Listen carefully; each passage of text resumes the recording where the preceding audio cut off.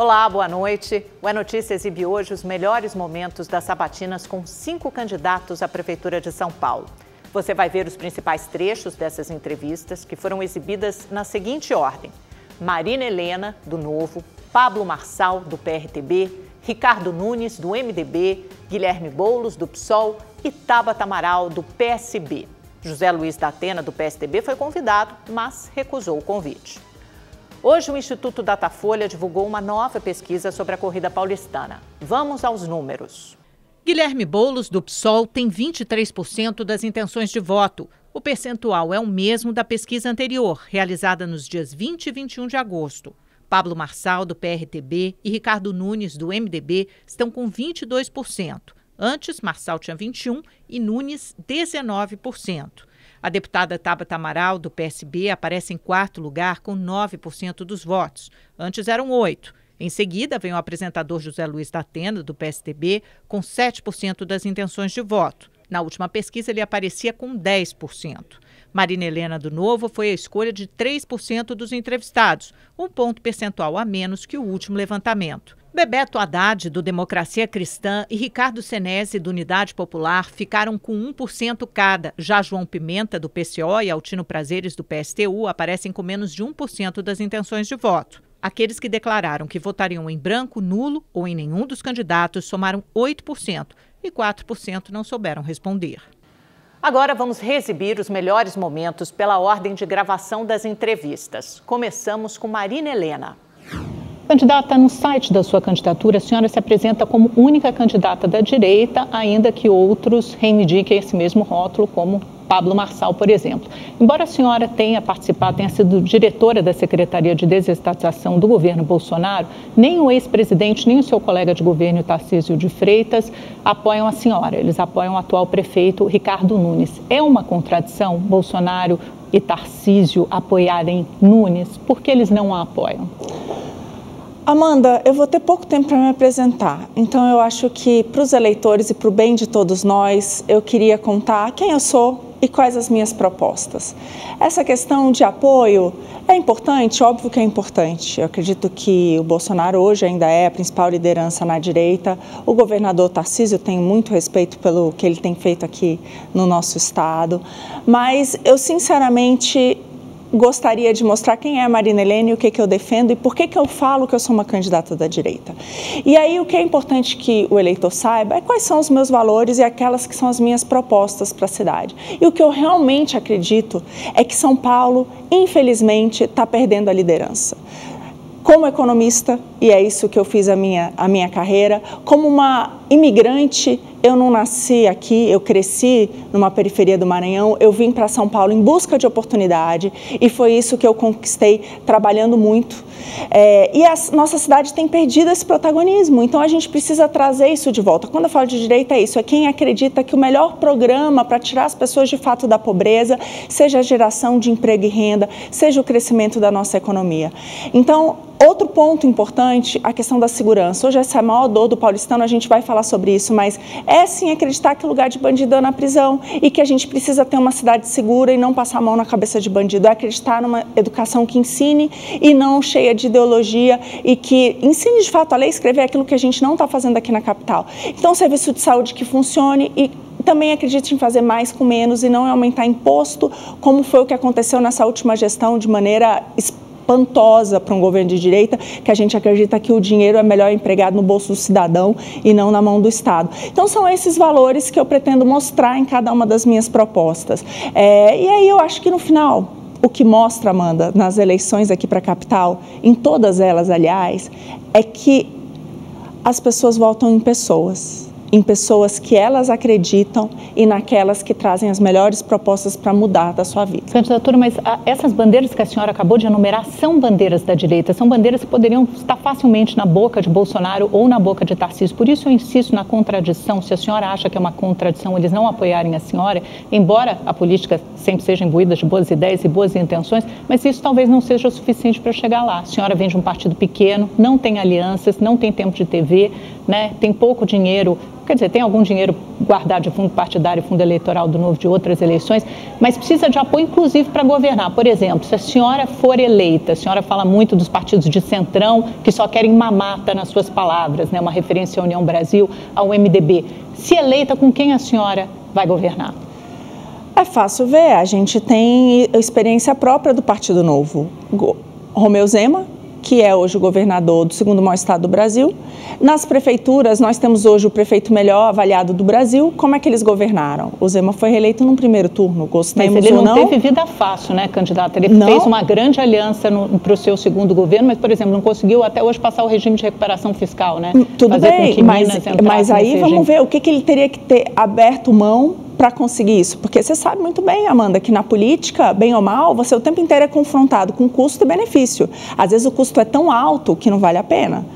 A gente vai vender alma para quem? Essa é uma questão importante. Independente de qualquer coisa, ele foi reeleito num primeiro turno. Ser reeleito num primeiro turno, eu acho que já é, bem ou mal, ele foi reverendado pela população como um bom governador. Mas a senhora acha que a direita, por exemplo, Bolsonaro e Tarcísio, tiveram que vender parte dessa alma para fazer alianças políticas e viabilizar um governo, viabilizar uma eleição? E aí é o que você tem ali de moeda de troca, o que está sendo pedido na hora de aprovação de alguma proposta. O que eu vejo aqui em São Paulo, sinceramente, é que a gente tem um orçamento muito alto, até demais. Né? Eu acho que a nossa cidade, enquanto a renda, né, a nossa economia encolheu 16%, os nossos impostos subiram mais de 40%, eu acho que isso é uma loucura, a gente está penalizando o cidadão. Então, eu vejo que, no fundo, aqui você tem uma situação muito mais fácil do que a de Minas Gerais, que estava completamente quebrado. Então, na hora disso, essa barganha que você vai ter com a Câmara é muito mais tranquila do que em outros lugares em que você, de fato, tem um orçamento que não está ali. Então, é mais fácil você se ater aos seus valores, aquilo que é melhor para a população, e ceder menos naquilo que não deve ser cedido nunca. A sua experiência no setor público foi principalmente na diretoria de desestatização, né, que cuida de um tema muito específico. A senhora não ocupou um cargo eletivo, não tem essa experiência política. O que a senhora diria para que o eleitor vote na senhora para governar a cidade mais importante, mais rica, mais complexa do Brasil? Amanda, tirando o prefeito, eu acho que eu tenho experiência de gestão infinitamente maior do que todos os outros candidatos. O que fez o Guilherme Boulos? Além de invadir propriedade, ele agora é deputado. A Tabata... Posso terminar? Só para terminar.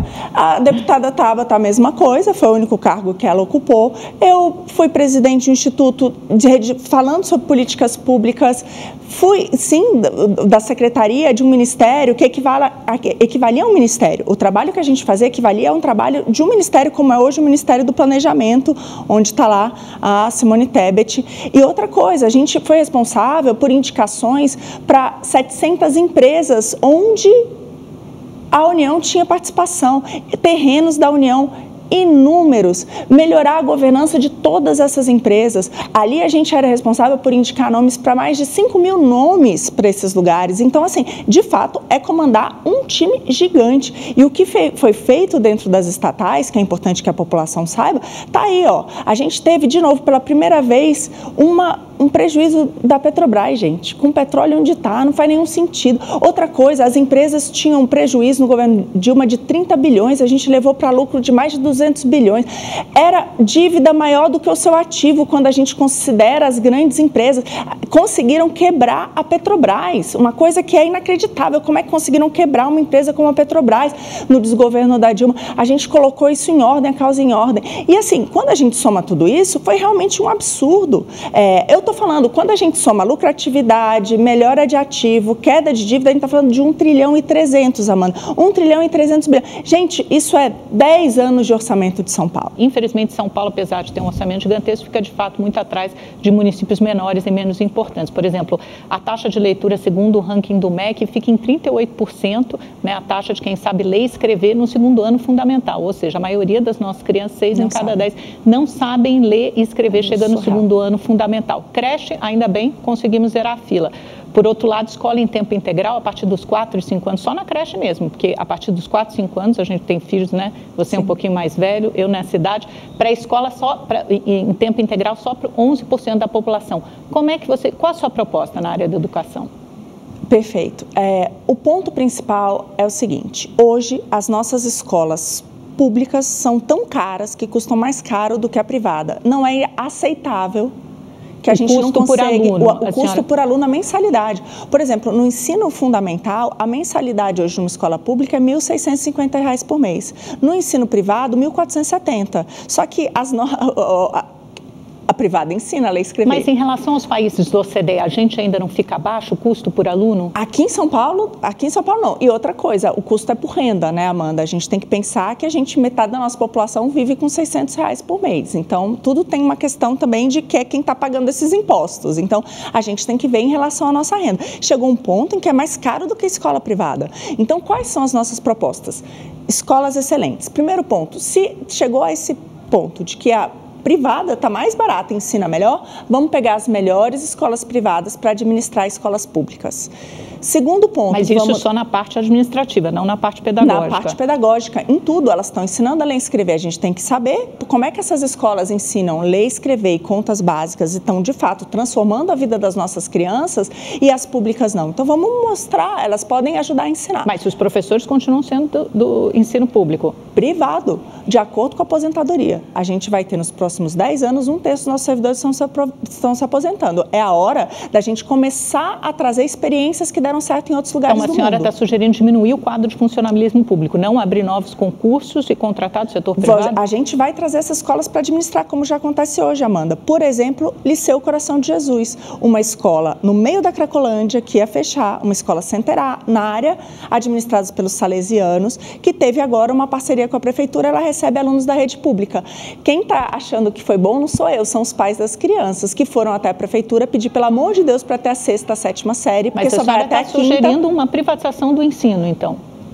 Não, vai continuar sendo pública. Os pais não vão ter que pagar R$1.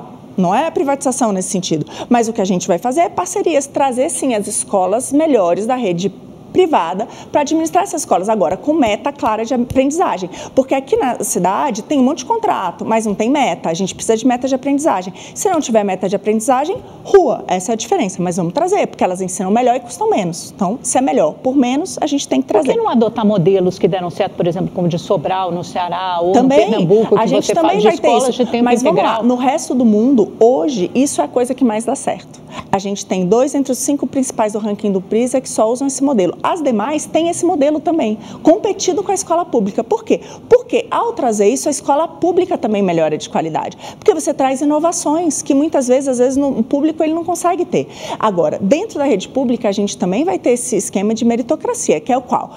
Os professores que derem aula, que forem para a sala de aula, os professores que ensinarem os alunos e melhorarem a aprendizagem dos seus alunos, eles vão ser bonificados. Aqueles que não forem dar aula e que não estiverem melhorando a aprendizagem dos alunos, esses a gente vai demitir, vai dar lugar para aqueles que queiram. Agora assista os principais trechos da sabatina com Pablo Marçal. Candidato, o senhor é um fenômeno das redes sociais, um empresário de sucesso. Qual é a sua ideologia política? Como o senhor se posiciona politicamente e por que quer ser prefeito de São Paulo? Primeiro, eu não quero ser o prefeito, não é uma questão pessoal minha. É a cidade que precisa de alguém com envergadura, alguém que é gerador de emprego, alguém que vai mudar a mentalidade do povo. Nenhum político fala sobre isso. Então, não é uma questão de eu parei para ter mais um problema na minha vida. Na apresentação, você falou que eu ostento um patrimônio de quase R$200 milhões. Isso é a minha pessoa física. As empresas que eu governo e sou titular delas, elas valem bilhões em valor de mercado. Eu não ostento, eu desfruto, eu uso, inclusive invisto em muitas pessoas, né? Tem trabalhos sociais em alguns países africanos, ajudei na enchente do Rio Grande do Sul, apoiei também o pessoal da Venezuela e estou junto ali, produzi um documentário para mostrar para o mundo inteiro o que eles estão fazendo. E eu estou na política para fazer uma coisa que nenhum político deu conta de fazer. Hoje são 70 mil cargos públicos, onde pessoas são eleitas pelo voto. E eu quero, pelo menos, colocar nesses próximos 4, 8 ou 12 anos que eu vou permanecer na política. Eu não quero ser um profissional de política, eu quero servir por um tempo. Eu acho que todo mundo que tem resultado na nossa cidade, no nosso estado e no nosso país deveria servir a população, porque a gente tem muita gente desqualificada fazendo isso. E a minha orientação política é libertária, o povo precisa ser livre do comunismo, desse sequestro emocional de ficar prometendo e nunca cumprir. A única forma é dando identidade para esse povo, identidade esportiva, ensinar esse povo que todos podem prosperar, Mas é uma espécie o quê? De Javier Milei? Quem são suas inspirações na política? O senhor falou libertário, imediatamente me lembrei do presidente. A primeira inspiração que eu tenho como político chama José o Justo, lá no Egito. Foi um israelita que acabou sendo governador do Egito e ele liderou um período de prosperidade, 7 anos de prosperidade. O faraó... Mas aqui no Brasil, foi o que eu falei, Amanda, eu nunca vi um outro político pregando isso. Aqui vai ser uma guinada que a gente vai ter no país para mostrar para todo mundo. Eu que sou filho de faxineira, meu pai é aposentado, funcionário público, eu que estudei na escola pública, eu sei que aquilo que a gente ganhou na escola pública jamais dá para prosperar. Muitos analistas o veem como um personagem antissistema e antipolítico, uma espécie de Bolsonaro 4.0. O senhor se vê dessa forma ou não? Olha, todo respeito ao capitão, né? Ajudei, servi ele sabe o respeito que eu tenho por ele me deu a medalha lá que ele dá para as pessoas que ele respeita, dos 3 Is. Mas eu me considero marçal, eu me considero alguém que venceu na vida e que está a fim de ajudar você, seus filhos, a sua família também a vencer. Eu não me considero outra pessoa, eu sei a minha identidade, eu sou um filho de Deus, né? Sou imagem e semelhança dele. É isso que eu aprendi sobre o que o próprio Deus acha sobre mim.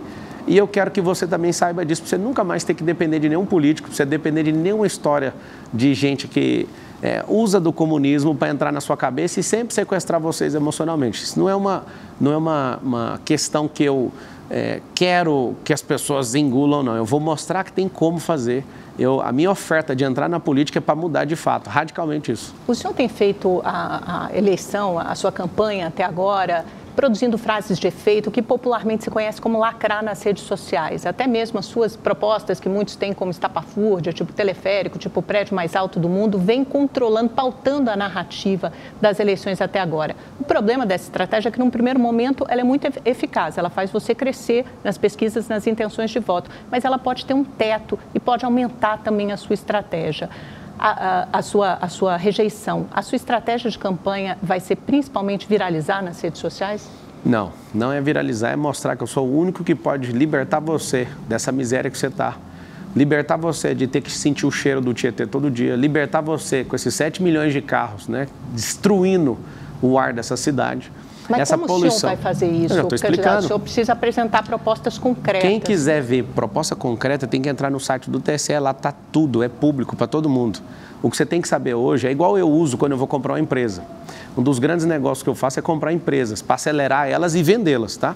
Você imagina, quando eu vou olhar para uma pessoa que está oferecendo uma empresa, eu não olho para o negócio dela, eu olho para ela, se ela aguenta o tranco. Aqui, eu sei que todo mundo fica nesse engodo de cadê a proposta? A proposta está no plano de governo. Todas as vezes que você começa a falar, ninguém está interessado nisso. As pessoas estão interessadas se a pessoa é resistente, se ela aguenta tranco, se ela é honesta, se ela vai de fato ajudar as pessoas.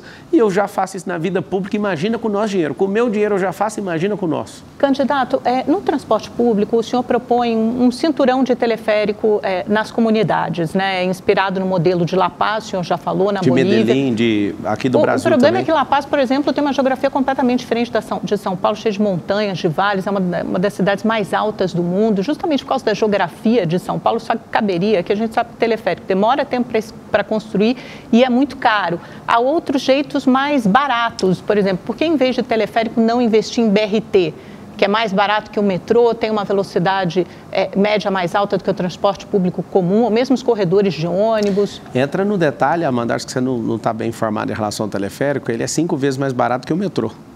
Ele é limpo, diferente de qualquer outro transporte. Não, sim, eu estou falando em relação ao corredor de ônibus, ótimo, BRT. tem que continuar. Inclusive, o atual prefeito não cumpriu nem 4 quilômetros. Está lá no plano de governo dele fazer 50 e não cumpriu nem 4. Mas está no seu plano? Eu quero saber do seu plano. É o seguinte, a gente tem Rio, o Uber está fazendo o transporte hidroviário, a gente era para estar fazendo. Ninguém tem isso no plano de governo, nós vamos fazer. Essa proposta do teleférico não é uma proposta de mobilidade para a cidade inteira, é para honrar a comunidade, que eu vou transformar a comunidade em centro olímpico e empresarial. O que é um centro olímpico e empresarial? Como o senhor vai fazer Primeira isso? coisa, você faz um centro olímpico para dar uma identidade esportiva para essas crianças.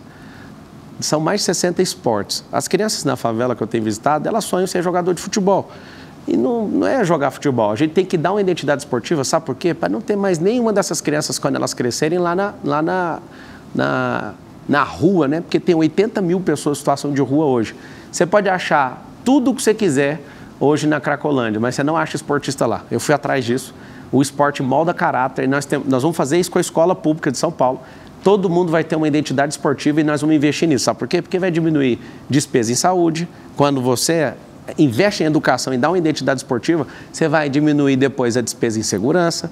E aí esse teleférico é para honrar esse povo. Isso não é a solução de transporte. A solução de transporte mais inteligente que existe é levar centros de empreendedorismo para a favela.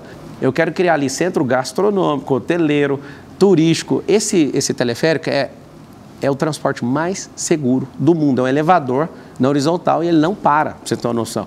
Com a geografia de São Paulo, isso dá certo? Não tem problema, tem vários morros aqui em São Paulo. São Paulo também tem a geografia aqui não é o Chapadão. Essas comunidades, elas não precisam antes de saneamento básico, de urbanização, de regularização fundiária. Essas pessoas de habitações menos precárias, né? Porque como o senhor falou, mora em casa de lata, mora em casa de palafita. E a gente tem dinheiro para isso, a gente vai fazer isso. O negócio é que ninguém quer investir em você, eu quero que você me assista aqui, ó. Vou falar algo para você. Ninguém quer investir em vocês porque vocês são massa de manobra. Tem 2,5 milhões de pessoas que são tratadas, principalmente pela esquerda, como massa de manobra, para vocês ficarem aí. Toda vez que você ouvir o termo favela, favela é ausência de governo. Comunidade, que é um plano nosso que chama Comunidade Forte, vai ser reestabelecida. Nós vamos reurbanizar e vamos investir. Só que eu vou contar um segredo para vocês. Como não investiram nessas últimas décadas, como aí no Panorama, que tem 80 anos essa favela, e vocês mesmos construíram a rua. Pode deixar que eu vou asfaltar isso aí para vocês. Aí na Vila União, na Quebrada aí, onde é a Zona Leste, próximo ao Itaquerão, vocês estão precisando de poste de energia, só que precisa fazer a guia. Pode deixar comigo, eu vou pessoalmente aí fazer. Eu prometi e vou fazer. Ganhando a eleição ou não, eu vou resolver esse problema de vocês. Sabe por quê? Porque eu preciso de gente bem intencionada que quer libertar vocês e eu vim aqui para libertar vocês dessa miséria. É isso que queima no meu coração, é esse o recado que eu quero passar para todo pai de família, para toda criança, para toda mãe que está aí agora desolada porque não tem um governo que está afim de ajudar vocês. Eu estou de saco cheio disso, eu vou ajudar vocês. Já fiz isso com o meu pouco dinheiro que eu tenho, imagina com o nosso. Vou investir primeiro em gente, para depois falar qualquer outra coisa. Nós vamos abençoar vocês, mesmo todo mundo criticando e zoando, nós vamos ajudar vocês. Na segurança pública, candidato, o senhor mencionou uma ideia de espalhar câmeras pela cidade para detectar comportamentos suspeitos, o que o senhor chamou de pré-crime, depois drones que sairiam de cima de prédio. Me conta como é que funciona isso, no que você se inspirou, em que modelo? A primeira pasta é anticrime, né? O que é o anticrime? Ao invés da gente só penalizar pelos comportamentos, vou te falar por que a criminalidade está assim. Porque o direito social mais absoluto de todos não está sendo respeitado. Sabe qual é o maior direito social que existe ou não? Você sabe ou não? Vida, né? Vida é emprego, direito social. É emprego. Você não tem seu direito social chamado emprego preservado. Então, nós vamos abrir empresas, vai ter uma secretaria de empresarização, sabe para fazer o quê? Para mais paulistanos abrirem empresas. Empresas que geram emprego, não é o governo. O governo tem que facilitar a abertura, abençoar o empreendedor para ele abençoar os trabalhadores. Tem mais emprego, tem mais renda. Quando tem emprego, diminui a mortandade e a criminalidade. A gente tem que parar de pegar o dinheiro público e ficar tentando tampar furo, colocar balde para pegar goteira. A gente tem que trocar a telha. Tem como pegar o dinheiro público e tratar efeito e tem como pegar o dinheiro público e tratar a causa. Uma das causas mais poderosas vai ser a empresarização, que inclusive, Amanda, cada empresa na cidade de São Paulo, são mais de 2 milhões de CNPJs, terão um braço de ensino. Eles vão treinar em profissões do futuro, tecnologia, inteligência emocional, educação financeira. Por que nós vamos treinar as pessoas que trabalham nas empresas? E a empresarização, para todo mundo ter a oportunidade de ter seu próprio negócio. Eu faço uma pergunta para você que é de São Paulo. Quem não quer ter seu próprio negócio? A senhora que gostaria de ir lá no Brás comprar sutiã, comprar roupas, modinha para a senhora vender. Quem que não gostaria de ter um lucro nisso? Nós vamos ensinar, seus filhos vão aprender na rede pública, vocês vão aprender através das 2 milhões de companhias que tem nessa cidade. Quem vai patrocinar isso é a prefeitura e eu posso garantir, a partir de 2025, todo mundo vai ser treinado para prosperar nessa cidade. Conte com isso. Veja os destaques da conversa com Ricardo Nunes. Prefeito, a eleição de São Paulo mudou nas últimas semanas, né? De uma disputa inicialmente polarizada, com 2 padrinhos políticos muito fortes, Bolsonaro apoiando o senhor, Lula apoiando Guilherme Boulos, para algo muito mais fragmentado e, portanto, muito mais incerto. O que vai mudar na sua estratégia para contemplar esses 2 outsiders da política que estão ali tentando abocanhar os seus votos? Olha, Amanda, a gente fez uma estratificação das pesquisas. E o que nós observamos? Inclusive, a gente foi bem profundo nisso. Nós temos 32 subprefeituras e 96 distritos. Então, a gente pôde fazer uma análise mais precisa. Aonde que estão concentrados a maioria dos meus votos? Nas regiões mais pobres. Olha que interessante. E justamente onde a gente fez muita obra. Não tem uma região da cidade, nos 96 distritos, que não tenha obras da prefeitura, mas, em especial, o maior volume nas regiões periféricas. Então, o nosso entendimento é que é um voto mais fiel, porque a pessoa tem ali o benefício, né, com relação àquela atuação da prefeitura. Uma pessoa que estava há muitos anos com o córrego, fazendo ali uma série de problemas, você vai e canaliza, que queria uma praça, que você faz uma reforma, constrói uma escola, constrói uma UBS, uma UPA, né, só de UPA, eu entreguei 18 UPAs. Então, me parece, né, que a gente tem um voto mais fiel daquela percepção mesmo da pessoa de ter o benefício. Uma mãe, por exemplo, que tinha uma criança sem vaga de creche, hoje tem vaga de creche para todas as crianças. Ela consegue ter uma percepção muito clara da atuação da prefeitura. Então, a gente, evidentemente, temos que continuar trabalhando, continuar atento, né? A eleição vai ser só quando fechar as urnas lá, está a longo prazo, mas nós temos essa característica, pelo menos nesse momento, de ter um voto mais fiel por conta desse cenário que eu te passei. Mas mudou o foco, por exemplo, pelo menos nesse primeiro turno? Quem é o seu principal oponente, seu principal adversário hoje? Nosso principal adversário hoje é o Guilherme Boulos, né? A gente acabou fazendo uma grande frente ampla, você colocou aqui 12 partidos, então a gente conseguiu unir o centro e a direita, né, contra a extrema esquerda. Então, mas eles também argumentam que fizeram uma frente ampla, né?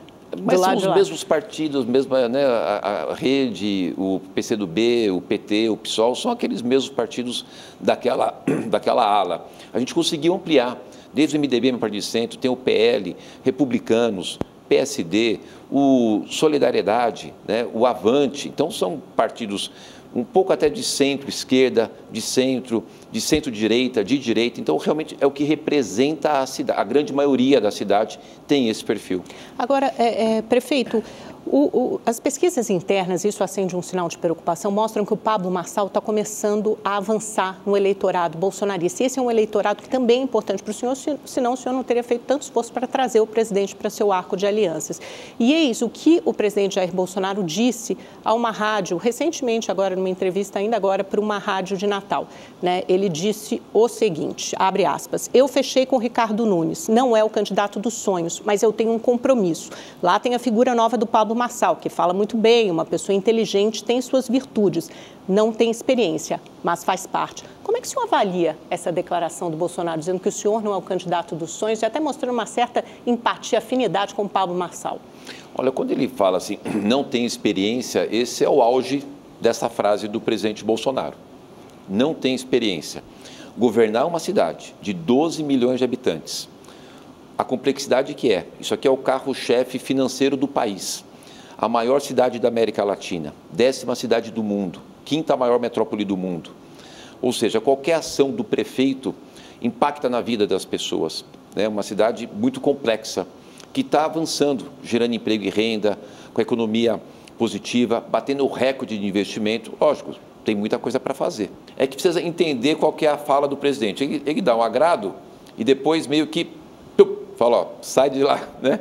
Mas como é que é essa relação de vocês? Vocês se falam, por exemplo, conversam sobre a sua campanha? O senhor pretende trazer o Jair Bolsonaro para participar de mais agendas da sua campanha? Porque, pelo visto, só deixar o vice que ele indicou, o Melo Araújo, não será suficiente para fidelizar esse público bolsonarista. Esse público bolsonarista, hoje, uma parte importante, está migrando. Uhum. Eu fiz um trabalho para poder ter esse campo, né, do centro e da direita na nossa campanha. São pessoas que estão vendo a avaliação do governo positivo, isso pesa muito, né? A avaliação do governo positivo e a minha rejeição muito baixa. Isso é algo que vai ajudar muito a definir as eleições. Todas as eleições foram assim. Quando a gente começar a colocar todas as ações que nós fizemos e aqueles princípios que os bolsonaristas gostam muito, redução de impostos, eu só reduzi impostos, trabalha muito a questão de segurança, eu fortaleci muito a questão da segurança. Então, as pautas vão se associar contra alguém. Eu não gosto, não é do meu estilo criticar as pessoas, eu estou falando de ideias, contra um candidato que nunca teve nenhuma experiência pública, que vende uma ideia fantasiosa, né? Com todo o respeito, mas é fantasiosa. Fazer um prédio de 1 quilômetro, isso não muda a vida de ninguém. Fazer teleférico, né? Não foi capaz de entender a questão do relevo da cidade, que isso jamais pode ser usado, o teleférico, como transporte de massa. Nós temos aqui 7 milhões de pessoas que usam o transporte coletivo por dia, só nos ônibus, fora metrô e CPTM. Então, é uma ilógica das coisas que ele coloca e as pessoas vão poder perceber, e aí pode ser bolsonarista, não bolsonarista, de centro, de direita, que a hora que fala assim, espera um pouquinho, esse coloca coisas totalmente absurdas. Eu sei, prefeito, o outro tem um passado terrível com relação à questão que tem um componente desse voto que é emocional. E o senhor não trouxe, parece que não tem planos de trazer tão cedo o Bolsonaro para a sua campanha. E talvez seja porque ele tem uma rejeição grande em São Paulo, né? 2 em cada 3 eleitores dizem que não votariam num candidato apoiado por Jair Bolsonaro. Então o senhor fica nesse equilíbrio muito tênue de um lado não poder prescindir nem perder esses votos bolsonaristas e por outro lado também não poder assim, participar de agendas como o Boulos participa com Lula, que ele quer participar do máximo de agendas possível. É essa a sua situação? Nos grandes eventos, evidentemente, ele deve participar se puder ter agenda. O Tarcísio, constantemente, a gente tem falado por telefone todos os dias, por WhatsApp. Até às vezes eu brinco, eu falei, Tarcísio, eu troco mais WhatsApp com você do que com a Regina, minha esposa, né? Porque o nosso dia a dia... Então ele é seu principal cabo eleitoral, Tarcísio de Freitas, o senhor acredita que é nele que reside essa força maior de atrair, de transferir votos? Sabe por quê? Porque não tem como governar essa cidade sem a parceria com o governo do Estado. Não tem como. Tem muita coisa conjunta. No saneamento, na segurança, Amanda. Eu estou fazendo um trabalho fundamental com o Tarcísio. Aumentando o número de PMs e aumentando o número de GCMs e o uso de tecnologia, o Smart Sampa. 20 mil câmeras na cidade, com a inteligência artificial, que eu não posso usar essa tecnologia toda para ficar só com a GCM. Então, eu estou fazendo com o Tarcísio uma parceria de usar essa tecnologia para poder a Polícia Civil e a Polícia Militar também atuar e, assim, dar segurança para o cidadão. Hoje existem mais de 70 pequenas cracolândias espalhadas por São Paulo, embora vocês tenham tentado resolver o problema, né, com uma abordagem que inclui assistência social, saúde e também forças de segurança, polícias, GCM. O que não está dando certo nessa abordagem? Em quanto tempo, no horizonte de tempo, vocês imaginam resolver, se é que é possível resolver a Cracolândia? Esse tema é um tema que machuca muito a nossa cidade. Um problema de 30 anos. Eu e o Tarcísio, nós temos, para nós, uma coisa muito forte, que nós vamos resolver esse problema. Como? Eu vou demonstrar como é que já está o andamento. Em 2015 e 2016 eram 4 mil usuários. Hoje tem em torno de 700. Ainda é muito. Você tem 700 pessoas usando droga ali, mas a gente saiu de 4 mil para 700. Então a gente já tem muitas pessoas em tratamento e muitos traficantes presos. Polícia atuando. Então existem 3 situações que a gente está atuando todos os dias. Primeiro, ofertar o tratamento para as pessoas, os dependentes químicos. Hoje nós temos mais de 2.500 pessoas em tratamento. Segundo... Quando essas pessoas, só um minutinho, elas entram em tratamento, elas voltam para a rua? Normalmente vocês têm esse índice, assim, não de reincidência, mas assim, de voltar para a rua, de não conseguir se recuperar? 60% tem voltado. E a gente vai lá... Para o mesmo lugar, para a Cracolândia. Então quase como enxugar gelo. E a gente vai lá e faz o convencimento de novo. É um trabalho diário. Lá, naquela cena aberta de uso, nós temos mais de 400 profissionais da saúde todos os dias, convencendo as pessoas a irem para tratamento.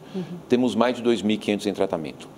E prisão de traficante. A gente viu as operações que saíram aí recentemente, o aumento do efetivo da Polícia Militar, da Guarda Metropolitana, e um trabalho muito importante da Polícia Civil na investigação e do Ministério Público. Se não me engano, são 84 locais que foram lacrados, pegou a porta e colocou muro de tijolo ou aqueles malotão de concreto, e eu estou com a GCM monitorando o tempo inteiro. Esses mais de 80 estabelecimentos que faziam essa atividade do crime. Mas tem algo fundamental, Amanda, que é ali a favela do Moinho. Quando prendeu o Léo do Moinho, que era um grande traficante, e a Janaína, que era lá também da favela do Moinho, então você vai cortando, né, esse cordão umbilical, que é de quem traz a droga para quem vende e consome. Que ali foi uma operação de inteligência muito bem feita, a investigação durou mais de um ano, inclusive essa operação chegou também, não só essa, mas anteriores, tinha a Operação Fim da Linha, que chegou ao envolvimento do PCC usando empresas de transporte público de ônibus para fazer lavagem de dinheiro. Essa chegou à milícia, né, formação de milícia, com participação de GCMs, gente que extorque comerciantes em troca de segurança. Como combater as organizações criminosas? Parece que elas estão instaladas mesmo em setores importantes do poder público.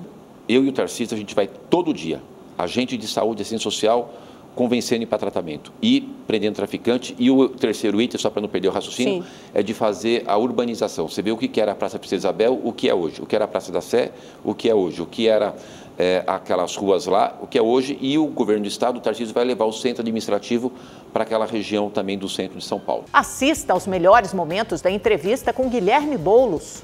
O senhor e Ricardo Nunes dividem o pódio, segundo todas as pesquisas, né, estão ali em primeiro lugar. Quero saber como o senhor vê esse cenário mais disputado pela Prefeitura de São Paulo, fugindo da polarização. Olha, Amanda, primeiro a pesquisa mostra que a cidade de São Paulo quer mudança. Se você pegar os candidatos de oposição ao atual prefeito, você tem uma enorme maioria. Quando as pesquisas perguntam se as pessoas estão satisfeitas ou não com a situação que está São Paulo, o desejo de mudança é amplamente majoritário. Isso é um primeiro ponto que eu queria destacar da pesquisa. Eu fico muito satisfeito da população de São Paulo enxergar na nossa candidatura a principal alternativa de mudança. Está em primeiro na pesquisa Atlas, liderando as intenções de voto, mesmo enfrentando máquinas, seja uma máquina de dinheiro público que foi utilizada pelo Ricardo Nunes em todo o processo pré-eleitoral, de inauguração de placa, de utilização disso para tentar ganhar voto, seja uma máquina subterrânea de esgoto virtual utilizada pelo Pablo Marçal, que busca destruir reputações, inventar mentiras. Mesmo diante dessas duas máquinas, a gente segue firme em primeiro lugar na pesquisa e mostrando esse sentimento de mudança que tem a população de São Paulo. Deputado, no segundo turno a situação é um pouquinho diferente, né? O senhor perde para Ricardo Nunes, estava ganhando na Atlas Intel, sempre na Atlas Intel. Em outras pesquisas vocês aparecem, o Nunes às vezes lidera um pouquinho no Datafolha, na Quest, mas enfim. Na Atlas o senhor caiu 5 pontos desde o início de agosto no segundo turno, perde para o Ricardo Nunes, só que a notícia é que o senhor ganha ali na margem de erro, 38-35 para Pablo Marçal. Do ponto de vista estratégico, tático mesmo de campanha, é mais interessante enfrentar Marçal no segundo turno? Amanda, adversário não se escolhe. E eu não vou pautar a minha campanha pelos meus adversários. Eu vou pautar a minha campanha para o que é melhor para a população de São Paulo. É isso que a gente tem feito. Fazer uma campanha com proposta, sem baixaria, né? Sem ataques pessoais mentirosos. Quando a gente critica, critique com base em fatos. Pega, por exemplo, o atual prefeito Ricardo Nunes, que tem um monte de escândalo que paira sobre ele. Até superfaturar em compra de comida para a população de rua. Pagou 4 vezes mais. É um nível assim, e isso precisa ser criticado, e a nossa campanha vai fazer isso e mostrar isso para a cidade de São Paulo. Mas com o Marçal no segundo turno, é como se fosse uma reedição da polarização de Lula e Bolsonaro. Aí sim, na disputa de São Paulo, que era o que vocês desejavam, a sua campanha desejava desde o início. Marçal tem uma rejeição mais alta do que o Nunes é considerado um candidato mais moderado e ele o radical. Para o senhor não é mais interessante enfrentar o radical? Não se trata disso. Aliás, o Bolsonaro apoia oficialmente o Ricardo Nunes, né? Ali tem 2 bolsonaristas disputando o voto bolsonarista. Esse é um problema que não é meu. Agora, objetivamente, a polarização nacional influencia na eleição de São Paulo. Faz, como sempre influenciou. Ainda mais em tempos atuais, onde a polarização política e ideológica é muito forte no Brasil, em qualquer eleição, como a gente viu na passada. Eu tenho orgulho de ser o candidato apoiado pelo presidente Lula. O candidato que representa a mudança na cidade de São Paulo.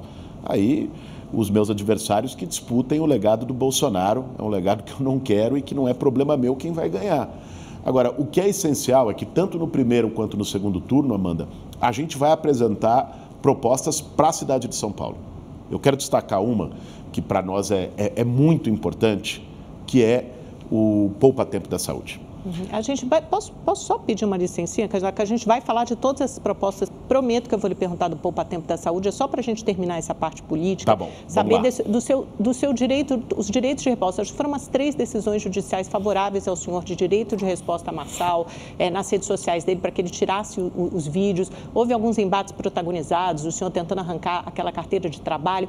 O senhor vai melhorar as suas respostas? Quer dizer, as campanhas tradicionais não têm que aprender a lidar com essas campanhas, essas novas campanhas digitais que se baseiam, segundo a visão de vocês, na lacração? Quer dizer, participar de debates, mas aprender a responder à altura? Amanda, normalizar a baixaria é uma coisa que eu não pretendo fazer e acho que a imprensa também não deveria fazer. Não é? Considerar normal e achar que você tem que se adaptar à baixaria, alguém ir no chiqueiro, no esgoto e querer te puxar junto, e se você não vai junto é porque não sabe jogar o jogo, eu não concordo com isso. Eu acho que essa baixaria é antidemocrática, é inventar mentira, é fake news. A gente já viu em que isso deu no Brasil. Isso deu no pior presidente da nossa história. A gente viu isso acontecer há pouco tempo, debaixo do nosso nariz. Eu acho que é esse aprendizado que a gente tem que ter, que não é deixar a política ser rebaixada, né, por quem trabalha só com mentira e com guerra de internet. Eu sou candidato a prefeito de São Paulo, não para ter mais engajamento na rede social. Eu sou candidato a prefeito de São Paulo porque eu quero mudar a vida das pessoas na cidade que eu vivo. Esse é o ponto. E eu não vou deixar de debater isso porque tem candidato que inclusive já foi condenado pela justiça, como você lembrou, pelas mentiras que traz. É disso que se trata. Agora, é ainda mais lamentável quando, mesmo condenado já a 3 direitos de resposta, aliás, 4 ontem, mais um, né, segue insistindo nas mentiras. É um criminoso reincidente. Porque ele faz acusações graves ao senhor e acaba, de alguma forma, rotulando, né? Taxando o senhor mas usar assim, drogas, enfim, de uma jogo, série de... Francamente, o senhor acha que não vale a pena? Esse método tem sido utilizado pela extrema-direita, não é só aqui. Acusaram um candidato do PSOL do Rio de Janeiro também de usar droga.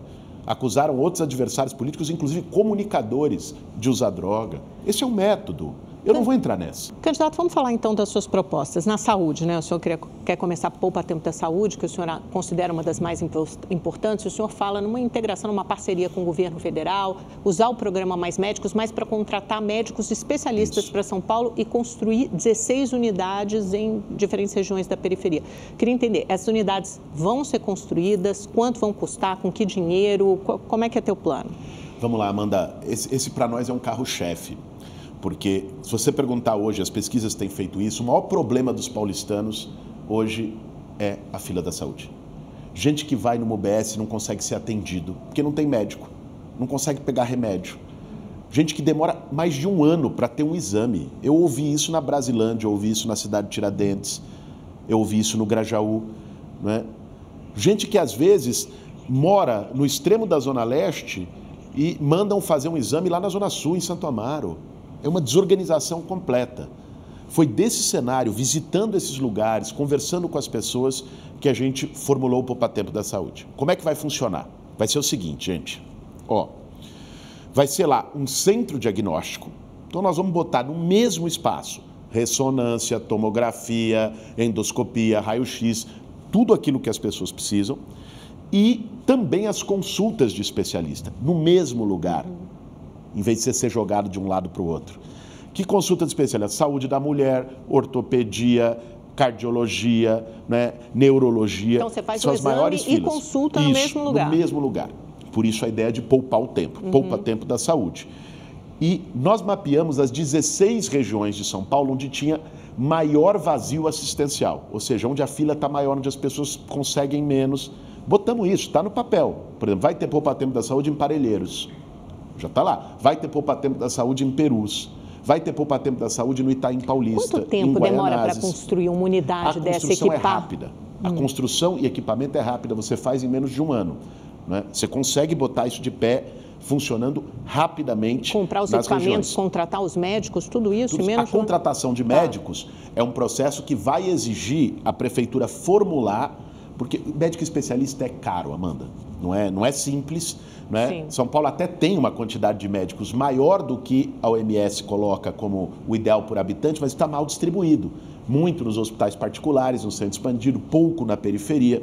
Então, nós vamos ter que construir um formato de contrato e de convênio que seja atraente para os especialistas irem para essas regiões. Então, esse é um ponto que nós vamos ter que sentar, inclusive com as entidades, e construir. E aí, esse Poupa Tempo da Saúde, a meta é zerar a fila da saúde. Você tinha perguntado quanto custa. Nós fizemos uma estimativa ponto por ponto com o nosso time de orçamento. A ideia é que ali o investimento necessário para viabilizar o poupa-tempo da saúde na cidade de São Paulo vai estar em torno de 4 bilhões de reais. Tá? 4 bilhões de reais, aí nós estamos falando nos 4 anos, não é 4 bilhões no primeiro ano. É investimento, é o custeio, é a contratação dos médicos. Tem financiamento, BNDES, etc. Tudo isso. Qual será a sua prioridade na área de transporte? BRT, corredor de ônibus, eletrificação da frota, como vai funcionar? Nossa grande prioridade vai ser garantir que as pessoas possam chegar mais rápido ao trabalho e chegar mais rápido em casa. E com ônibus de qualidade. Esses são os 2 grandes problemas hoje da população de São Paulo em relação ao transporte público, ao ônibus, que é o que depende principalmente da prefeitura, Amanda, porque o metrô é estadual. Como que você faz a pessoa chegar mais rápido? Corredor e faixa exclusiva. Esse governo tinha a meta de construir 40 quilômetros de corredores. Fizeram 4, 10%. Nós estamos com um plano ousado, tirar do papel corredor completo da estrada do Mboi-Mirim, tirar do papel o corredor da Radial Leste nos trechos 1, 2 e 3, o corredor da Aricanduva, né? Nós vamos, o corredor da Perimetral Leste, corredor Norte e Sul. Nós vamos organizar, esses corredores inclusive já estão previstos no Plano Municipal de Mobilidade e não foram feitos. Nós vamos fazer. Agora, não basta você ter o ônibus mais rápido e as pessoas irem igual sardinha em lata dentro do ônibus. Aí nós vamos atuar para garantir que as empresas de ônibus botem na rua a frota prevista em contrato. Hoje elas não estão fazendo isso. Oh, que loucura, Amanda. Diminuiu em 20% nos últimos anos a frota de ônibus que está na rua e aumentou o dinheiro... Subsídio, né? Vai aumentando o tempo todo. Mas e aí rever esses contratos também, a maneira como é pago? Nós vamos passar limpo esses contratos. Por último, confira os destaques da sabatina com Tabata Amaral.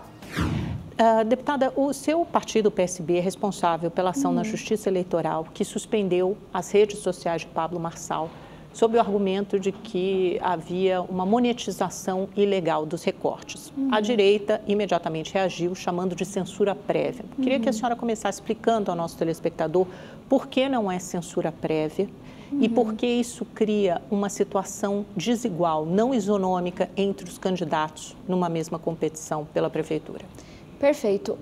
Trazendo para quem está nos acompanhando, houve uma decisão final do Tribunal Regional Eleitoral reconhecendo, vou trazer para as palavras mais simples, para todo mundo acompanhar, e também porque não sou jurista, mas que havia sim indícios, e isso foi confirmado, que havia um financiamento ilegal sendo usado pela campanha do Pablo Marçal, tanto para atacar adversários, mas também para se autopromover. Tem um nome que a gente usa para quando isso acontece, por exemplo, na rua, é caixa 2. Quando você tem alguém panfletando, divulgando um candidato, mas a gente não sabe quem paga aquela pessoa, quem pagou aquele material, de onde vem o dinheiro, de quanto a gente está falando, o nome disso é caixa 2. É o dinheiro vivo que é entregue, que a gente sabe que inclusive financia a compra de votos.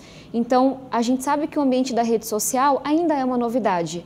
Mas o que cabe a nós, candidatos, individualmente, como partido, tem alguma coisa estranha? Tem alguma coisa cheirando mal? A gente leva a contestação, quem decide é a Justiça. E houve uma decisão confirmada agora de que havia, sim, financiamento ilegal, gente sendo paga, não tem ideia de onde vem esse dinheiro, qual é o montante, mas é muita coisa para fazer uma coisa que a lei não permite, que a regra do jogo não permite. O que veio na decisão? O Pablo Marçal, obviamente, pode estar na rede social, e ele já está, obviamente, só que ele não pode continuar fazendo isso. Ou seja, não é um conteúdo do que ele diz que está sendo censurado, ele pode dizer as mesmas coisas e gravar os mesmos vídeos outra vez. Nem a ação do PSB, nem a decisão entra no mérito do que ele fala. Toda a questão é sobre o financiamento ilegal que estava acontecendo. E aí tem uma coisa para a gente ficar atento, porque na decisão está lá, olha, Pablo Marçal, você pode continuar, mas você tem que seguir a regra. E a gente está observando e, obviamente, coletando provas e não sei se ele vai conseguir seguir as regras nos próximos 40 dias. Na verdade, essas regras não permitem que você pague para que pessoas façam propaganda a seu favor nas redes sociais. Era isso que estava acontecendo. Essa pessoa tem que, se você vai ter alguém trabalhando para a sua campanha, essa pessoa tem que ser remunerada e você vai declarar. Se você tem impulsionamento, só pode ser pelo perfil oficial do candidato. Não pode ter financiamento por outros perfis que a Justiça não possa observar. Então, ele tem que se adequar. não é do feitio dele. Pablo Marçal foi preso em 2005, é investigado em inúmeros processos, fez parte, foi condenado da maior quadrilha de fraudes bancárias da história do Brasil, da história recente, roubando a aposentadoria de idoso. Ele é investigado por lavagem de dinheiro, por homicídio. Então, assim, é um cara que não anda na linha e não está acostumado a ser confrontado. Eu sou uma das poucas que tem coragem de falar, meu amigo, isso aqui não é terra de ninguém. Deixa eu pegar por aí que é importante isso. A senhora tem publicado vídeos nas redes nos últimos dias e foi a única que partiu para o embate, para o confronto direto com o Pablo Marçal, colocando a sua cara na TV e, inclusive, fazendo associações que são graves, né? Associações dele com o PCC. Os outros candidatos não fizeram isso. A senhora convidou ele para um embate direto no próximo debate. O seu marqueteiro, Pedro Simões, ele deu uma entrevista rápida à Folha de São Paulo e ele disse que essa estratégia, nas palavras dele, te dá relevância e força e desconstrói e ainda expõe um personagem, também na visão dele, perigoso e antiético. Mas eu gostaria de ouvir da senhora o que lhe convenceu a partir para esse confronto aberto. Tem uma coisa, Amanda, que é o que a gente enxerga como sendo certo ou errado, independente do que isso vai trazer eleitoralmente. Eu realmente me assusta a possibilidade da gente ter um criminoso como Pablo Marçal comandando a Prefeitura de São Paulo. De novo, esse cara foi preso, esse cara foi condenado, responde a inúmeros processos. Ninguém sabe quem financia essa campanha dele. A gente sabe que tem dinheiro ilegal, como foi demonstrado nessa decisão. Ninguém sabe quem é que está bancando essa campanha dele. Qual é o interesse? Quem está por trás? Quem está financiando? Então, quando eu me deparo com um candidato como esse, eu não vejo alternativa a não ser me posicionar, a não ser enfrentar com coragem. Você quer ser prefeito, prefeita de São Paulo, tem que ter casca. Tem que ter coragem para lidar com a Câmara de Vereadores, para lidar com os diferentes órgãos, para estar na rua se expondo. Coragem eu tenho. Para ir lá, apresentar minhas propostas, que é o que eu venho fazendo em cada debate, mas também para defender São Paulo do crime. É brincar com a vida das pessoas. Um cara que não é daqui, que não conhece São Paulo, que promete bondinho voador, prédio de 1 quilômetro, mas não tem nada a dizer sobre como é que você enfrenta a Cracolândia, como é que você enfrenta o esquema que a gente tem de roubo de celular, como é que você alfabetiza. Então, quando eu olho para esse cara, ele nem é meu adversário principal. Quem é seu principal adversário, candidato? É o atual prefeito, porque a gente tem uma prefeitura completamente mesquinha. A gente tem uma prefeitura pequenada. A senhora acredita que se for para o segundo turno tem que ser nessa raia da centro-esquerda? Quer dizer, seria num lugar que ou seria seu ou do Guilherme Boulos, é isso? Eu me vejo como uma candidata de centro e acho que é assim que o eleitor se vê também. Mas eu truco um pouco a gente trazer essa lógica de esquerda e direita para uma eleição municipal. Porque acho que é uma lógica um pouco diferente. As pessoas sabem que prefeito, quem depende da prefeitura, vamos falar, eu venho da periferia, cresci em uma ocupação, sou uma filha orgulhosa de uma diarista e um cobrador de ônibus. A gente sempre dependeu de transporte público, não tinha essa de carro, muito menos carro blindado, minha mãe não tinha dinheiro para pagar uma escola particular. Quem depende da prefeitura não arrisca. Essas coisas amalucadas, muito mais ideológicas, você pode até votar para uma eleição nacional, estadual. Mas a pesquisa mostra que nas classes mais baixas, os 3 primeiros, Nunes, Boulos e Marçal, têm mais ou menos a mesma preferência dos eleitores, das intenções de voto. Mas eu ainda acho que não é por aí que vai a eleição, Amanda. Estou fazendo um pouco de futurologia, nunca é um bom caminho. Mas eu me pergunto muito, quem pega ônibus? Quem depende do SUS, como eu dependi por 20 anos da minha vida, quem só tem a escola pública para colocar o seu filho, essa pessoa vai votar no Marçal? Essa pessoa vai votar num criminoso, vai colocar tudo isso em risco. A senhora tem algumas propostas ousadas na educação, que é a escola em tempo integral para todo mundo em 8 anos, porque a senhora se compromete a ficar 8 anos na prefeitura, e alfabetizar 100% das crianças. Até o segundo ano. Até o segundo ano do ensino fundamental. Hoje, 60% das crianças até o segundo ano não sabem ler e escrever. Escola em tempo integral só na creche, porque na pré-escola, 4 e 5 anos, só 11% mais ou menos. Como é que você vai cumprir isso, candidato? Primeira coisa, vamos lembrar o que é São Paulo nesse país. São Paulo não só é a cidade mais rica do país, mas tem o segundo maior investimento das capitais. A gente coloca por ano, arredondando, R$20 mil por aluno. Vamos olhar para um exemplo não muito distante, aqui no nosso Brasil. Fortaleza. Coloca metade do que a gente coloca de dinheiro na educação e tem 70% das crianças em tempo integral. Vamos pegar Teresina, vamos pegar Recife, vamos pegar Fortaleza de novo. São capitais que estão alfabetizando mais do que a gente. Tem melhores resultados no IDEB, Exato. né? Em português, em matemática, em tempo integral. Eu não consigo me conformar com isso. Eu sou filha da escola pública, eu só estou aqui por conta de uma professora de matemática da escola pública que me incentivou a participar das Olimpíadas. Nesses 3 anos, eu vi a minha cidade ser a capital que mais caiu no ranking nacional de alfabetização. Quando o Bruno Covas era prefeito, a gente estava na posição 2. A gente caiu 19 posições com o Nunes. Então, só para devolver a pergunta para quem está nos acompanhando, será que São Paulo não merece mais? Será que São Paulo não pode mais? Mas é uma questão de gestão, de dinheiro mal gasto, porque dinheiro tem e até dinheiro. O gasto só para as pessoas grande. terem uma noção. A gente investe bastante, sempre dá para expandir, Sim. mas já investe bastante. A gente tem o prefeito Ricardo Nunes, inclusive, respondendo a um processo no Tribunal de Contas do município, porque ele abriu mão de quase 5 bilhões de reais da educação. Dinheiro que ele só pode usar na educação e ele não teve capacidade de usar. Tem aí uma investigação sobre a máfia das creches. Estão desviando dinheiro de criança pequena para colocar em bolso de político. Inclusive, tem uma denúncia em relação ao Nunes nessa máfia das creches. Mas isso é anterior, né? A prefeitura, era da época em que ele era vereador, né? Ele tem uma investigação, não é uma denúncia. Tem uma investigação, mas transpassa sim, porque tem creches de amigos dele sendo beneficiados enquanto ele é prefeito. Mas quem vai dizer se foi por má intenção ou não é a justiça. Mas qual que é o debate aqui? Tem tanta corrupção, tem tanto dinheiro sendo mal usado, que eu tenho certeza que com trabalho sério, com os profissionais da educação, junto com os professores, a gente consegue fazer o que o Nordeste está fazendo. E a gente vai começar pela alfabetização. É tutoria, é reforço, é formação de professores, é você valorizar a merendeira, o diretor que entrega o bom resultado, o professor, é você reconhecer quem atua numa escola que está numa área mais vulnerável. Por que eu fui na MF Milton Campos, que fica na Brasilândia? Porque é esse compromisso que eu quero fazer. A gente vai melhorar a rede inteira. Mas quem quer combater a desigualdade prioriza onde está mais difícil.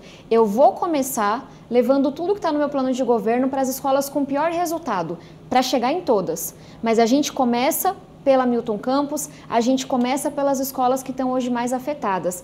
E a gente vai além. Falo sim de educação em tempo integral, mas a gente fala também sobre sonho.